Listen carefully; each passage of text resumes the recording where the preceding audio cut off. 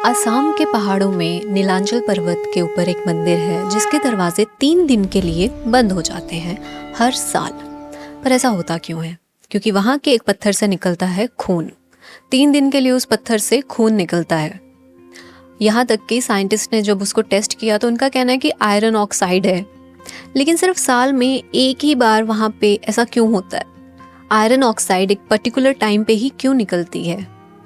और वहीं पे भक्तों का कहना है कि वो आयरन ऑक्साइड नहीं बल्कि देवी को मासिक धर्म आता है। आज हम जिस कहानी के बारे में बात करने जा रहे हैं वो है देवी कामाख्या की कहानी।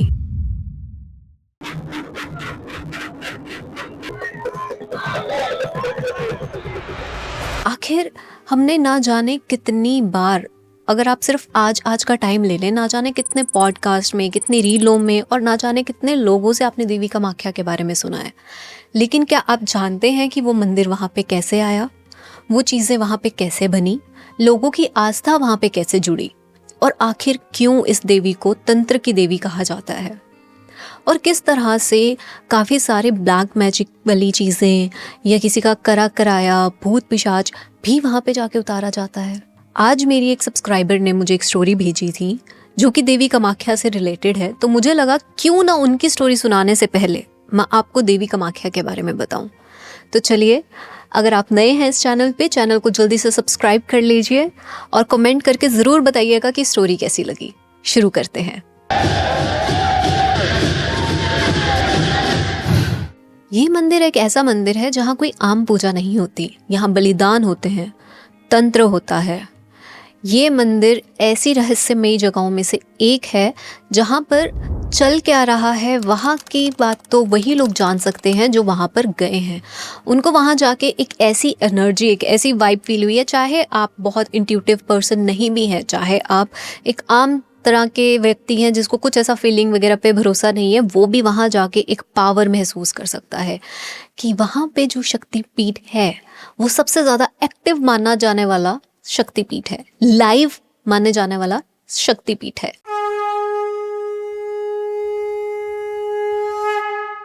आज की कहानी थोड़ी सी लंबी है, थोड़ी डिटेल में जाएंगे, लगभग 40 मिनट लग जाएंगे। तो अपना चाय का कप उठाइए, आराम से बैठिए और इस कहानी को एंजॉय करिए। किसी भी शक्तिपीठ के बारे में जानने के लिए या फिर मंदिर के एक्चुअल रियलिटी रूट्स तक जाने के लिए अगर आपको कोई रिसर्च करनी है, कुछ जानना है, तो आपको उस ज़माने में पहुंचना पड़ेगा, वक्त के उस कोने में पहुंचना पड़ेगा जिसको हम कहते हैं सतयुग। सतयुग के टाइम पे एक देवी सती थी। जी हाँ, देवी सती, दक्ष, राजा दक्ष की बेटी। राजा दक्ष वैसे तो ब्रह्मा जी के मानस पुत्र थे, लेकिन वो बहुत ही घमंडी थे और बहुत ही ज़्यादा एरोगेंट थे। लेकिन वहीं पर सती उनकी सबसे प्यारी संतान थी। लेकिन आप तो जानते ही हैं सती की कहानी किस तरह से थी, और कहीं ना कहीं आप में से काफ़ी लोग ये भी जानते होंगे कि देवी कामाख्या उनके साथ कैसे जुड़ी हुई है। लेकिन सती का दिल किसी राजकुमार पर नहीं बल्कि उस पर आया जो खुद राजा नहीं था, जो शमशान में रहता था, जिनके बाल जटाधारी थे, जो भस्म लगाते थे, जिनके गले में सांप लिपटा रहता था। जी हाँ, हम बात कर रहे हैं भगवान शिव की। अब दक्ष जो कि इतने बड़े राजा थे, ब्रह्मपुत्र, मानस उनके ब्रह्मपुत्र रहे हैं, तो उनको ना ऐसा था कि यार ये रिश्ता तो मुझे पसंद नहीं है। सती मेरी इतनी प्यारी नाजों से पाली हुई गुड़िया रानी, मैं इसका रिश्ता किसी ऐसे आदमी के साथ कहाँ कर दूं जिसके पास महल तो छोड़ो घर भी नहीं है। लेकिन आप तो जानते ही हैं कि सती ने शिव से प्रेम विवाह किया था।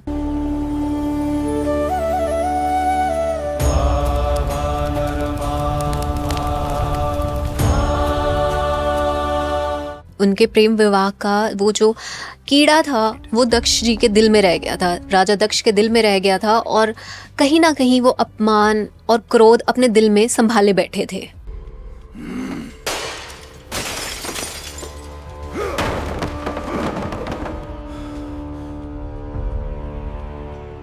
उसी के काफ़ी सालों बाद राजा दक्ष ने एक बहुत बड़ा यज्ञ करवाया। उस यज्ञ में हर जगह से देवता, बड़े बड़े लोग, हर जगह से अच्छे खासे लोगों को इनवाइट किया गया और वहीं पे देवी सती को भी बुलाया गया। लेकिन जब देवी सती वहाँ पे पहुंची तो उन्होंने देखा कि उनके पति वहाँ पे मौजूद नहीं है। इस बात को देखकर उन्हें बहुत अपमान महसूस हुआ, उन्हें बहुत गुस्सा आया अपने पिता पर कि जहाँ पर आपने हर जगह से हर व्यक्ति को इम्पोर्टेंस देके इस यज्ञ में बिठाया है, वहाँ पे आपने मेरे ही पति को नहीं बिठाया। आपकी नाराज़गी इतनी बड़ी है कि आप उनको इतना सा सम्मान नहीं दे सके, एक जगह नहीं दे सके जहाँ पे वो बैठे। पिताश्री, आपने महादेव को इस यज्ञ में आमंत्रित क्यों नहीं किया?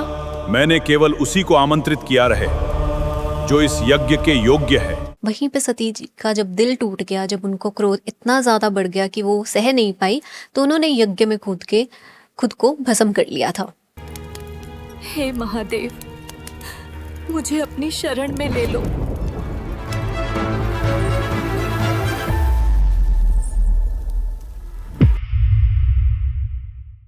जब शिवजी को ये पता चलता है तो शिवजी क्रोध रूप में आ जाते हैं। कहा जाता है कि शिवजी तांडव करते हुए सती जी का शरीर, जो भस्म शरीर था, उसको उठाते हैं और बहुत ज़ोर से पूरी धरती पर घूमने लग जाते हैं। अब इस ज़ोर से घूमने का और कोई मतलब नहीं था, इसका मतलब था कि वो तांडव करते हैं। और तांडव का सिर्फ एक ही अर्थ था कि इससे अब धरती का सर्वनाश होगा।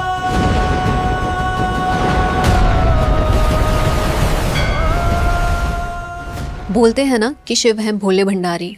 शिव बाबा वो हैं जो आपके भोले मन से इच्छा पूरी भी कर देते हैं, लेकिन अगर कुछ गलत हुआ है और आप उनके पास जाकर बोलेंगे तो आपके लिए पूरी दुनिया भी इधर से उधर कर सकते हैं।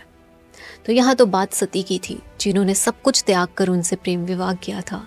अब तांडव कोई ऐसा तांडव नहीं है, तांडव वो है जो सृष्टि के सर्वनाश के लिए जाना जाता है। जैसे जैसे वो घूमते थे वैसे वैसे सृष्टि का संतुलन बिगड़ता जाता था। देवता इतना डर जाते हैं कि वो भगवान विष्णु के पास जाते हैं, हाथ जोड़ते हैं और उनसे मांगते हैं कि किसी तरह से आप शिव जी को शांत कीजिए, लेकिन ये संभव नहीं था। तो शिव जी वहाँ पे जहाँ पे अपना तांडव कर रहे थे, वहीं पे विष्णु जी उठते हैं, आते हैं, अपना सुदर्शन चक्र निकालते हैं और धीरे धीरे से देवी माँ के शरीर के टुकड़े करने लग जाते हैं कि वो शिव जी के हाथ से निकल जाएं, ताकि उनका जो गुस्सा है, जो देख देख कर उनको और बढ़ता जा रहा है, वो कहीं ना कहीं शांत हो जाए। सुदर्शन चक्र चलाते हैं तो कहीं पे उनकी हाथ, कहीं पे उनके नैन, कहीं पे उनके अलग अलग बॉडी पार्ट्स गिर जाते हैं। इतना तो हम सब जानते हैं स्टोरी के बारे में। लेकिन वहीं पे जहाँ पे उनकी कोख गिरती है, जहाँ से उनका गर्भ गिरता है, वहाँ पे बनता है देवी कामाख्या देवी का शक्तिपीठ। एक ऐसा शक्तिपीठ जो सबसे ज़्यादा शक्तिशाली माना गया है पूरे भारतवर्ष में। अब धीरे धीरे जैसे जैसे सती के शरीर हिस्सों में गिर रहा था, जहाँ जहाँ धरती पर गिरे वहाँ वहाँ उतने ही शक्तिपीठ बन गए। काफ़ी कहानियों के अकॉर्डिंग 108 है, लेकिन एक्चुअल में अगर आप बहुत सारा डाटा को मर्ज करके देखेंगे तो सिर्फ 51 शक्तिपीठ की बात हुई है। और जो आज भी ये जो शक्तिपीठ है वो आज भी पूरे भारत उपमहादेश में फैली गई है, जहाँ पे अगर हम बात करें कश्मीर से लेके बांग्लादेश तक और नेपाल से लेके श्रीलंका तक। जैसे कि मैंने आपको बताया कि जैसे जैसे उनके शरीर गिरते गए वैसे वैसे शक्तिपीठ बनता गया, वैसे ही उनके शरीर का सबसे महत्वपूर्ण पार्ट, सती का योनि भाग जहाँ गिरा, उसे कहा गया देवी कामाख्या के रूप में उसे पूजा गया। अब कहीं ना कहीं आप लोगों के दिमाग में आ रहा होगा कि जो भी चीज़ है, लेकिन ये वर्ड कामाख्या का क्या मतलब है? हर नाम का कोई मतलब भी तो है ना, जो इतनी देर से चलते आ रहे हैं। आपसे भी तो पूछा जाता होगा कि अरे तुम्हारे नाम का मतलब क्या है? अगर आपने अपना नाम बताया कि मेरा नाम मुस्कान है, तो आपके नाम का मतलब स्माइल है, यानी कि आपके चेहरे पे एक मुस्कान लाना है। वैसे ही हर नाम के पीछे, हर चीज़ के पीछे कोई ना कोई कारण है। तो देवी कामाख्या ही क्यों? कामाख्या का मतलब क्या है? अगर आप इस वर्ड को तोड़ें, कामाख्या, तो वर्ड आएगा काम। काम का मतलब सिर्फ इच्छा नहीं, काम का मतलब इच्छा, त्रासना, फिजिकल डिज़ायर, ये सब है। और कहीं ना कहीं अगर आप इसको देखें तो ये जो फिजिकल डिज़ायर के देवता, जिनको हम कामदेव कहते हैं, ये उनसे भी जुड़ा है। अगर आप ऐसी कहानियों के प्रेमी हैं तो आपको पता तो होगा कि कामदेव ने भी एक बार शिवजी की तपस्या भंग करने की कोशिश की थी, ताकि वो पार्वती से प्रेम कर सके। जहाँ पे सब ये जानते थे कि पार्वती ही सती का दूसरा रूप है, वहाँ पे जब उन्होंने ऐसी कोशिश करी तो शिवजी ने अपनी तीसरी आंख खोलकर कामदेव को ही भस्म कर दिया था।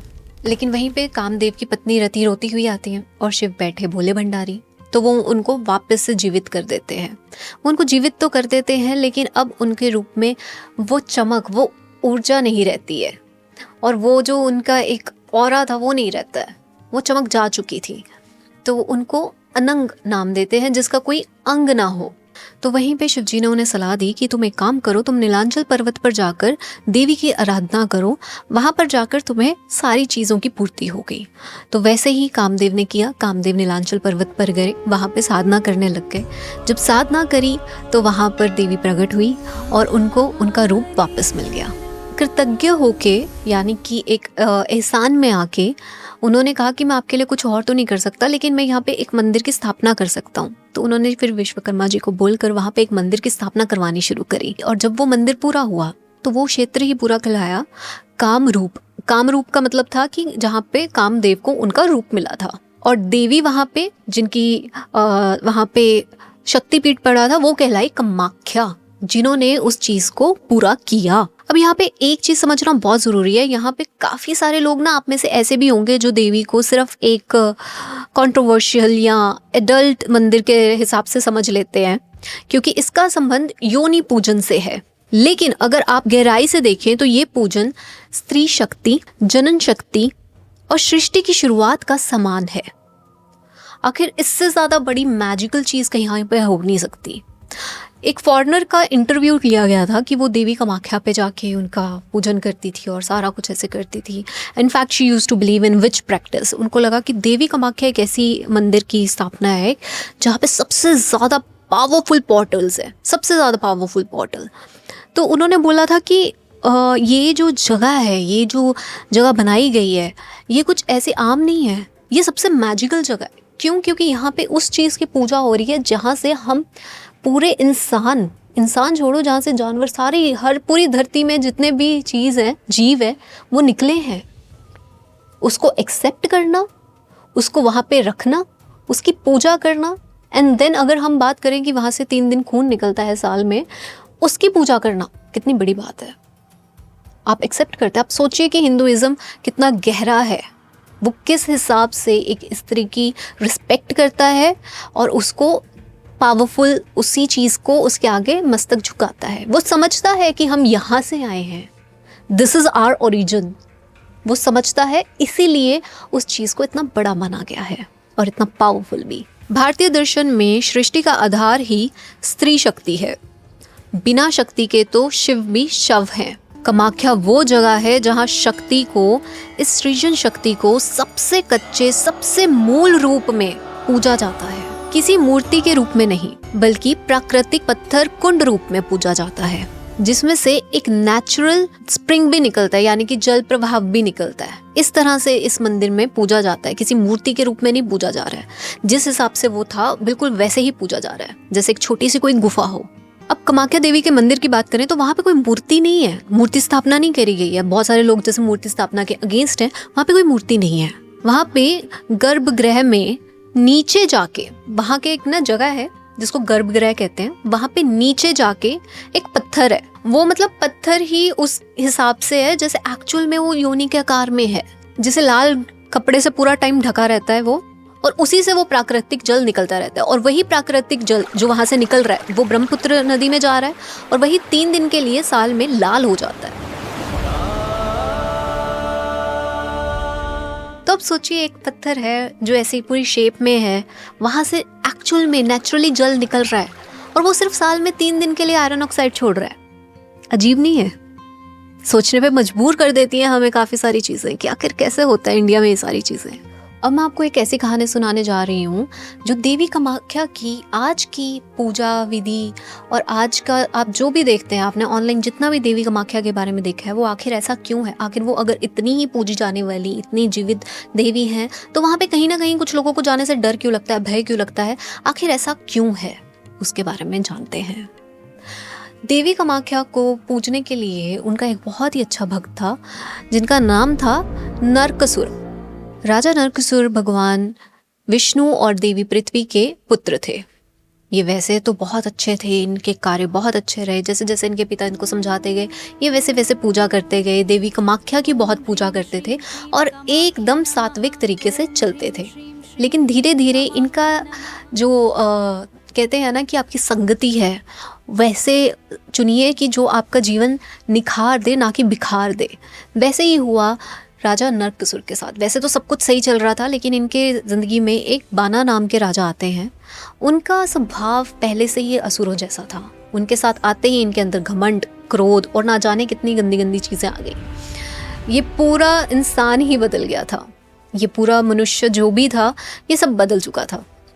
एक टाइम पे ये एक पूजा कर रहे थे, देवी कामाख्या की पूजा कर रहे थे, उनके मंदिर के अंदर बैठे थे। तो वहीं पे ऋषि वशिष्ठ आते हैं। ऋषि वशिष्ठ जब उधर जाते हैं तो वो कहते हैं कि मुझे अंदर जाना है, देवी के दर्शन करने हैं और देवी के लिए मैं ऐसे ऐसे इतनी दूर से आया हूँ। तो वहाँ पे खड़े उनके सैनिक उनको मना कर देते हैं। वो कहते हैं कौन सा राजा है, आप हमें मिलाइए, कि बोलिए ऋषि वशिष्ठ आए हैं। जब जाते हैं तो नरकासुर भी उन्हें अंदर आने से मना कर देता है कि इस टाइम पे मेरा टाइम चल रहा है, अभी कोई नहीं आएगा अंदर। आप सोचिए, एक इतना महान ऋषि वशिष्ठ, वो भी एक देवी के द्वार पर, और उसका अपमान उन्हीं के द्वार पर। आखिर इसका कोई तो परिणाम निकलना था ना, तो वही हुआ। वहाँ पे ही उसी टाइम पे ऋषि वशिष्ठ श्राप देते हैं कि आज तू मुझे जिस देवी के मंदिर में आने से मना कर रहा है, इस देवी की पूजा अब से वाम मार्ग से होगी। तुमने मुझे देवी के मंदिर में प्रवेश करने से रोका है, इसलिए आज से देवी कामाख्या की आराधना केवल वाम मार्ग की परंपरा से ही की जाएगी। सो वो एक्सप्लेन करते हैं कि आजकल जितनी भी आप चीज़ें देखते हैं कि इतना बड़ा मेला लगा और वहाँ पे उस टाइम पे सारे अघोरी लोग जा रहे हैं या फिर ऐसे लोग जा रहे हैं जो तांत्रिक प्रैक्टिसेस करते हैं। वो इस चीज़ को एक्सप्लेन करता है कि अच्छा, उस टाइम तक तो वैसे नॉर्मल प्रैक्टिसेस से ही पूजा चलती थी, लेकिन जब ऋषि वशिष्ठ ने इनको श्राप दिया तब से ये चीज़ ऐसे होने लग गई है। और वहीं पे उन्होंने ये भी बोला कि अब तुम इनके पूरे आशीर्वाद से वंचित रहोगे। अब ये राजा देवी तुम्हारे राज्य को किसी भी हिसाब से प्रोटेक्ट नहीं करेंगी। लेकिन कहीं ना मुझे लगता है कि इससे पहले एक कहानी और है जो नरकासुर से ही रिलेटेड है। नरकासुर एक बार जब देवी की पूजा कर रहे थे, बहुत कठिन से उनके लिए मतलब आराधना कर रहे थे, एक उन्होंने पूरा ले रखा था कि मेरे को देवी के दर्शन करने ही करने हैं। तो देवी जब उनके सामने प्रकट होती हैं तो वो उनको देखकर मनमोहित हो जाते हैं। वो उनको देखकर ऐसे हो जाते हैं कि अरे यार, देवी तो बहुत सुंदर है और मुझे आपसे ही शादी करनी है। वो देवी को कह बैठते हैं। अब देवी को गुस्सा आ जाता है कि ये एक मनुष्य होकर मुझे मेरी देवी रूप में कैसे बोल सकता है कि मुझे आपसे शादी करनी है। ये नहीं कर सकता ऐसे, ये तो गलत बात है। पर देवी तो देवी है। वो कहती है चलो ठीक है, मैं तुम्हें कुछ कार्य देती हूँ, तुम वो कार्य कर दो। अगर तुमने वो कर दिया तो फिर मैं तुमसे विवाह करने के लिए तैयार हो जाऊंगी। वो कहती हैं कि अगर तुम एक ही रात में सूर्य उदय से पहले नीलांचल पर्वत की तिलेती से ब्रह्मपुत्र के किनारे से लेकर मंदिर के शिखर तक एक पत्थर की, यानी कि सिंगल पत्थर की पूरी सीढ़ी बना दोगे तो मैं तुमसे विवाह कर लूँगी। अब सुनने में कैसा है ना कि एक पहाड़ पर एक पत्थर से सीढ़ी बनाना, वो भी एक रात में सूर्य उदय से पहले, असंभव। लेकिन राजा नरकासुर उस टाइम पे उनसे इतना मनमोहित हो रखा था, उनके प्यार में इतना ज़्यादा पड़ चुका था कि उसने काम तुरंत ही शुरू कर दिया और सीढ़ी बनाता गया बिना रुके। उसने सीढ़ी बनाने का लास्ट तक पहुंच गया था, लास्ट तक, शिखर तक बस पहुंचने ही वाला था। तो देवी कामाख्या ने देखा कि अरे यार, ये तो बना लेगा, ये तो मतलब पूरा कर लेगा, ये तो किसी इंसान की बस की बात ही नहीं थी, ये कैसे हो सकता है। पर देवी तो देवी है।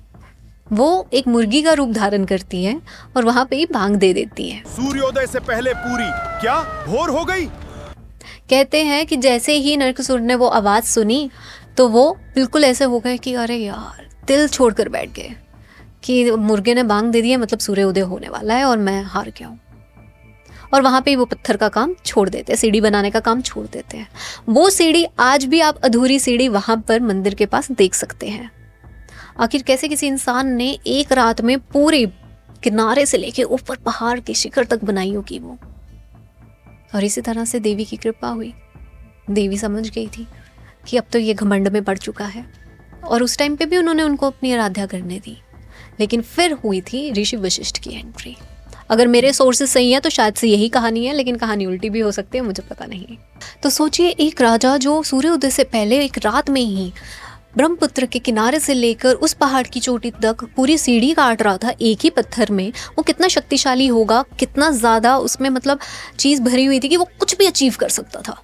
लेकिन उसका घमंड, उसकी जल्दी और उसका पागलपन ही उसको ले डूबा जब उसने वो बांग सुनी और ये भी नहीं देखा कि सूर्योदय तो हुआ ही नहीं है, किरण तो कहीं से निकली ही नहीं है, और वो वहीं पे हार मान कर बैठ गया।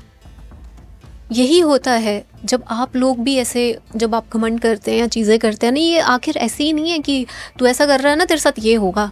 कर्म ऐसे ही काम करते हैं, कर्म कहीं ना कहीं आपके सामने निकल कर ज़रूर आते हैं, क्योंकि आप जब घमंड में होते हो या फिर आप ऐसी चीज़ों में होते हो ना, तो आपका दिमाग के आधी चीज़ें काम करना एक्चुअल में बंद कर गई होती है और आपको महसूस भी नहीं होता है।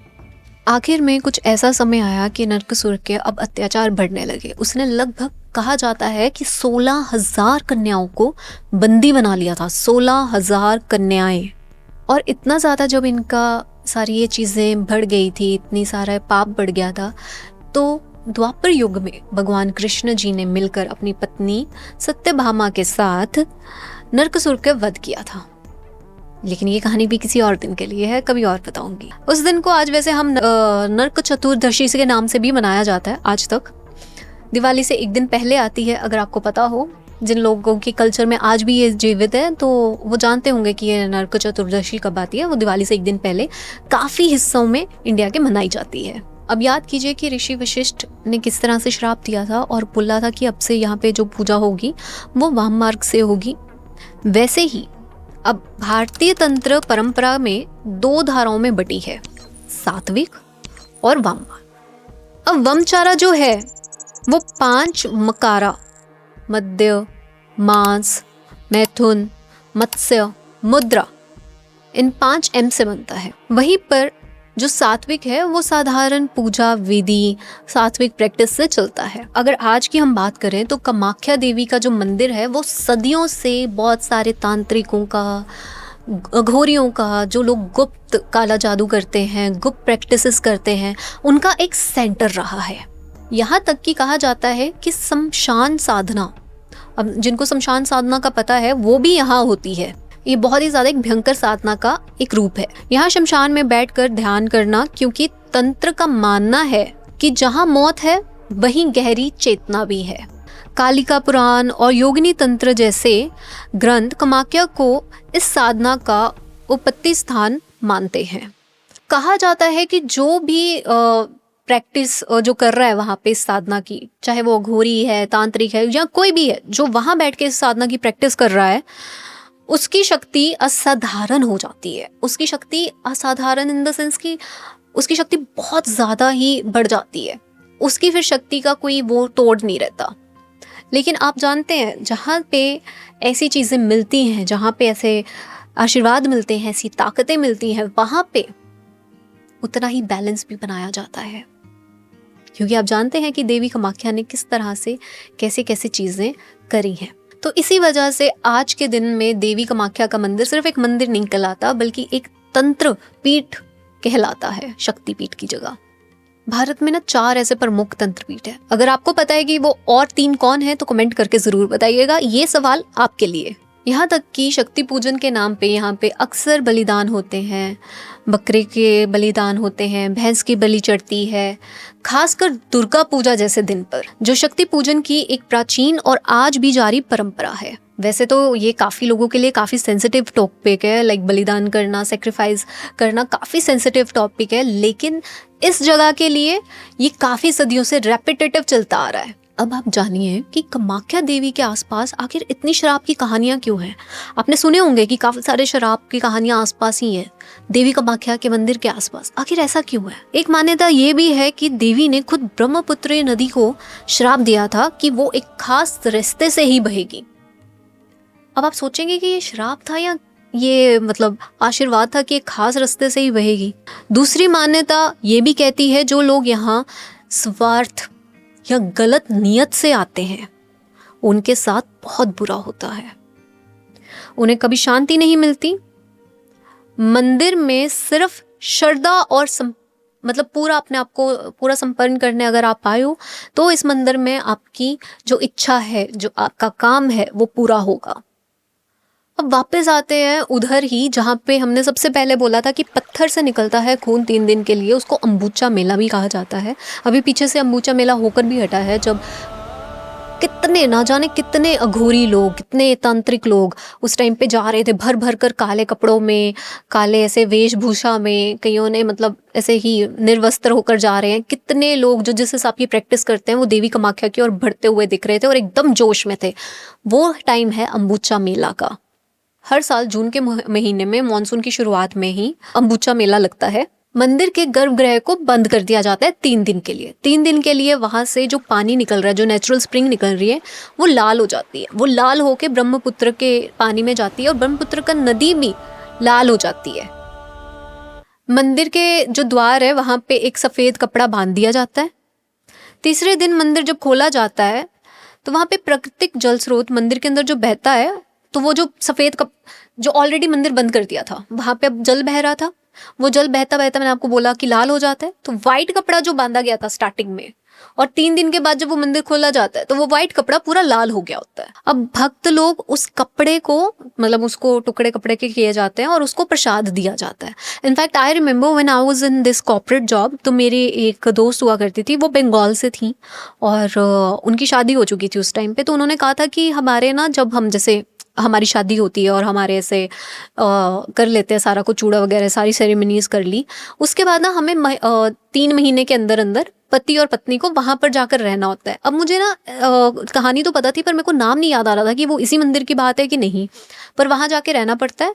वहां पे हम फिर जाते हैं और उसके बाद हमें ना ऐसे प्रसाद के रूप में एक लाल कलर का कपड़ा मिलता है, जिसका मतलब होता है कि आपको आपके बच्चे पैदा करने में या किसी भी चीज में ऐसा कोई दिक्कत नहीं आएगी और सारा कुछ सही से हो जाएगा। और अगर वहां पे आपको किसी ने कुछ किया कराया है या फैमिली में काफी टाइम से कुछ किया कराया चलता आ रहा है, तो भी यही सजेशन देती थी कि वहां पे देवी माँ के, वहां पे अम्बुचा मेला के टाइम पे आपने जाना है, वहां पे जो लाल कपड़े का प्रसाद मिलेगा वो आपने लेकर आना है, वो अपने पास रखना है और आपको कभी भी बच्चा पैदा करने में कोई दिक्कत नहीं आएगी। अब वैसे साइंटिस्ट के हिसाब से देखें तो मैंने आपको बताया था कि वो लोग कहते हैं कि आयरन ऑक्साइड निकल रहा है वहां से, जो पत्थरों में से निकल रहा है, और उसके कारण वो रेडनेस आ जाती है। ये इनफैक्ट एक ग्लेशियर पे भी है, मेरे को लगता है कि आर्कटिक वाली side, I guess, I don't know, I don't remember, but एक किसी ग्लेशियर पे भी ना ऐसा है कि वो पूरा ग्लेशियर है बहुत बड़ा सा और वहां से लाल रंग का ऐसे निकलता है, उसको डेविल समथिंग कुछ कहा भी जाता है। इस टाइम पे वहां पे नागा साधु, अघोरी, तांत्रिक, साधारण भक्त सब एक साथ इकट्ठे होते हैं और भीड़ इतनी ज्यादा हो जाती है। ये दुनिया के उन चंद त्योहारों में से है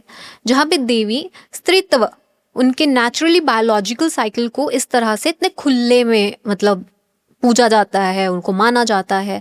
इनफैक्ट अगर हम पीरियड्स की सिर्फ बात ही करें इन जनरल भी, तो आप लोग कितने बड़े हो गए होंगे जब आपने एक्चुअल में पीरियड्स की बात करना शुरू करी थी। In fact even till date I can't say कि पीरियड्स इज नॉर्मल, अब इसके बारे में बात नहीं होती है, this is not a taboo, it is still a taboo.